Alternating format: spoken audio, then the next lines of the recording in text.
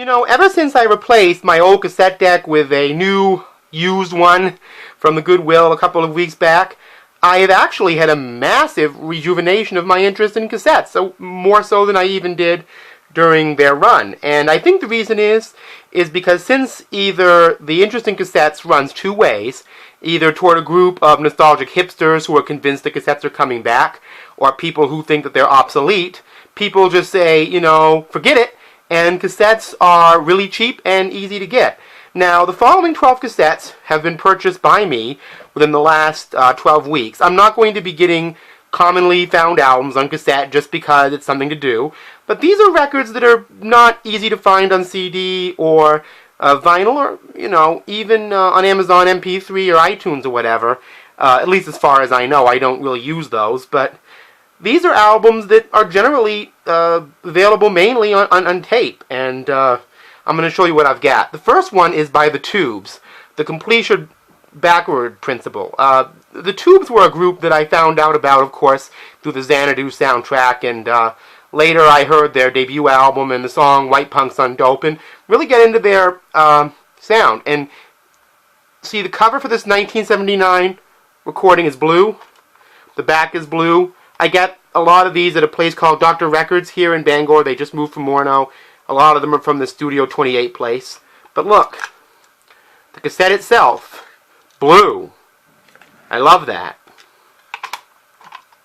The next album is Robert Palmer, Some People Can Do What They Like, an Island stereo cassette. Looks like an original tape, too, from 1976. Now, I just listened to this album. I love this album. Daryl Hall and John Oates. Hall & Oates Live Time. This is a really musicianly session. I love this. They do some long versions of their song Abandoned Luncheonette. They're 8 minutes long. Really show their musicality. Growing up, my mom had a copy of the Changes Bowie album with the RCA logo like this, so I'm pretty sure this is an original cassette from 1978. Probably kind of an antique. Now, this cassette, when I got it at Dr. Records, was actually brand new. It was all shrink-wrapped, and it's by Musical Youth, you know, the Patch the Duchy group, and it's called Different Style from 1983.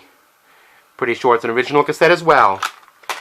Recently, I have been getting deeply into the music of Jesse Winchester here. Now, this album is from 1988, and it's called Humor Me. And it's on the Sugar Hill label. I'm not sure if that's Sylvia Robinson's Shame Sugar Hill. Pretty sure it isn't. And 5 Star from Merry Old England. Soul vocal group. Yeah, definitely a 1984-85 RCA cassette. Now, this one may be a little more common, at least on cassette, and you can find it on CD once in a while. Sheena Easton's Private Heaven. Prince wrote the song Sugar Walls on this album. As you can see, it's a very typical EMI reissue. Package very similar to my old cassette of the Pet Shop Boys album, Please. I since lost the packaging to that, but... Now, Jeremy Jordan, you know, a lot of people who were involved in what I call the credibility wars of the 1990s, who were worried about reputation and the producer of the musician more than the musician themselves, loved to rip on people like Jeremy Jordan, but I digress. I love the song The Right Kind of Love. I mean, the way the vocal arrangements are done, the multi-track vocals are right out of the Marvin Gaye school.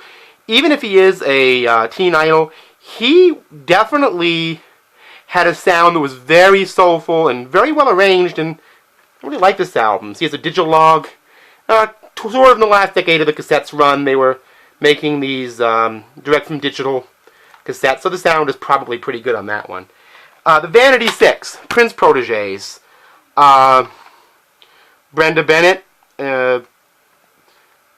Suzanne Moonsey, Prince's girlfriend at the time, and well, at least before her in Vanity. Anyway, this album, I have this on vinyl, but I got this cassette because I thought it would play better, and the little pad below the tape seems to have been removed. I may have to do some cassette surgery if I can to change that, because it sounds a little bit warped. But I think the cassette is repairable, actually. I'm hoping so, because I really actually like that album. Irene Cara, What a Feeling. You know, this album is actually her third. I didn't know this. She recorded a Spanish Christmas album when she was a child in the 60s. This is her second adult album. Her first one, Anyone Can See. I'm really trying to look for that on tape or vinyl or CD. If anybody has a place to get that album, under $10 on any format, let me know. Irene Cara's Anyone Can See. But this is What a Feeling. I think it's an original cassette. Now, these two albums are really hard to get in any format. Lena Lovitch from 1979, Stateless, and No Man's Land from 1982. I know about her involvement with the New Wave era and Thomas Dolby, and any Lena Lovitch in any format I tend to want to pick up. So that's what I have for cassette tapes for today. I'll probably end up getting more, but all of you out there, enjoy your music, and I'll see you next time.